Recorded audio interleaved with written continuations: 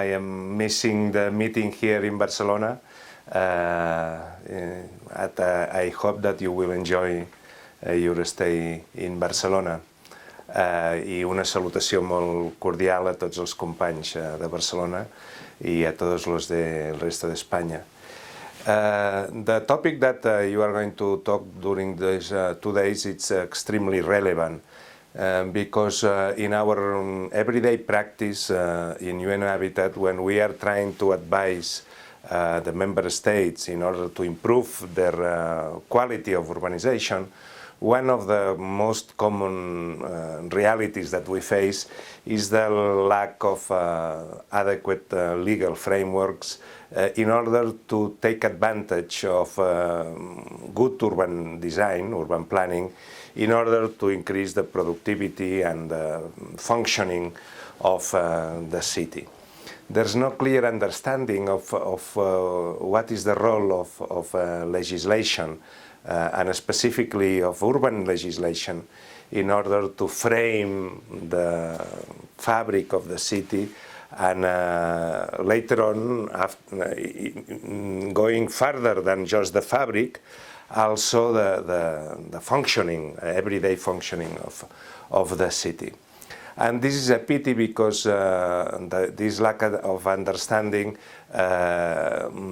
converts the problems of urbanization, like congestion, the externalities in general, lack of efficiency, lack of basic services, lack of whatever, as a kind of mysterious development of urbanization that it has no clear explanation. This is especially true when we are trying to advise to plan for a bigger proportion of public space in the city in order to guarantee that the fabric of the city allows communication between the different parts of the city, mobility, etc. In our satellite photos of the African city, we are finding that the percentage of land allocated to the street, for example, is around 10%, when we know that in a more or less functioning urban planet reality,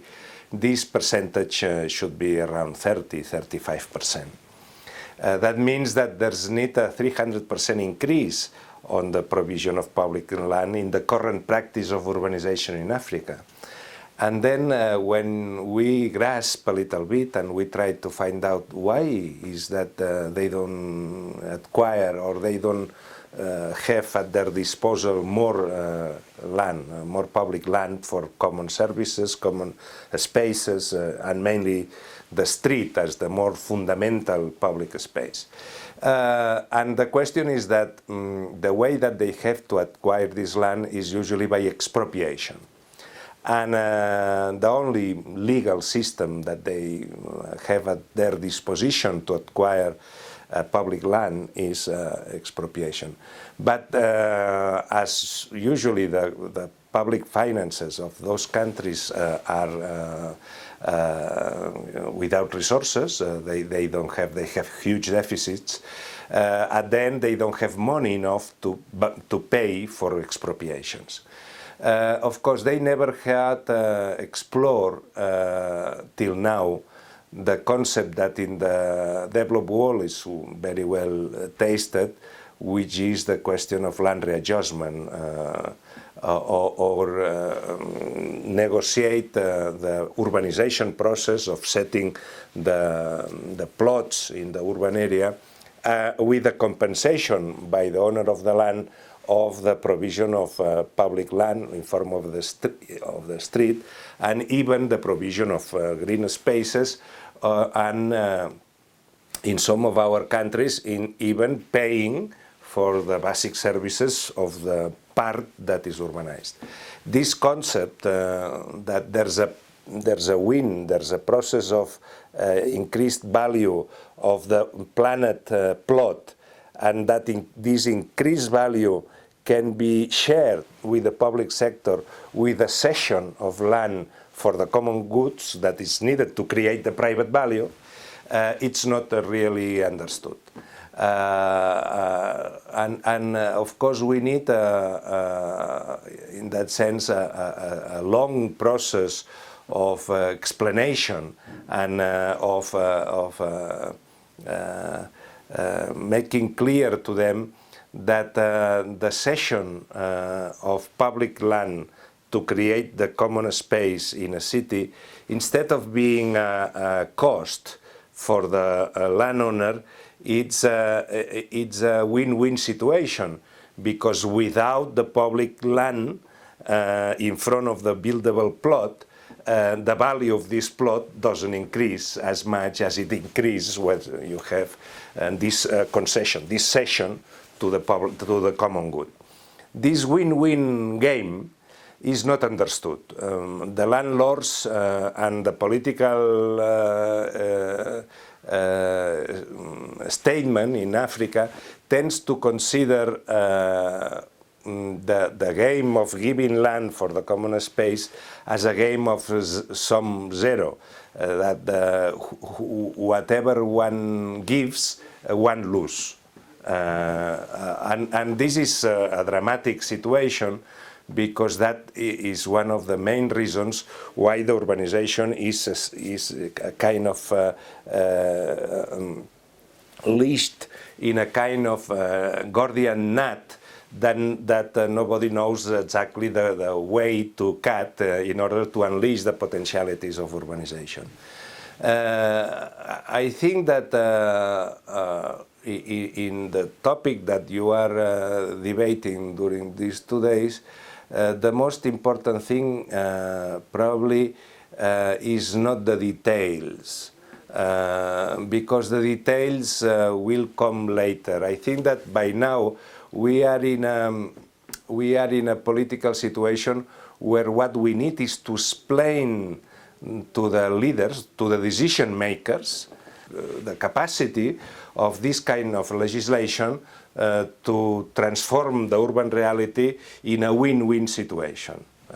not in a game zero-sum exercise, but in a win-win game. And the ones to be convinced are really the top level of the decision makers, because land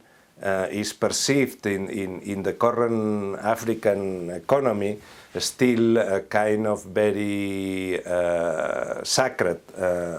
asset by the popular feeling, and also in the economical realm, land is perceived usually as the only asset probably that protects against inflation or against other devaluation or against other ailments of the African economy. And then the elite tends to retain the land as a security asset for the, for the uncertainties of the future. Then here we are really in a very tight Gordian knot, and we need a lot of conviction, and I think that a lot of clarity in the explanation of what we are talking about. I think that we need to change the mental approach to this question, especially in Africa and in several parts of Asia, where still urbanization it needs to grow a lot, including India. I think that we need, in that sense, a very clear explanation of the process and a capacity to convince leaders, political leaders and landowners that this is a win-win situation. I wish you the best in this interesting and difficult subject, and I hope that your reflections can be of use on the preparation towards Habitat 3. Thank you very much, and enjoy Barcelona again. Bye.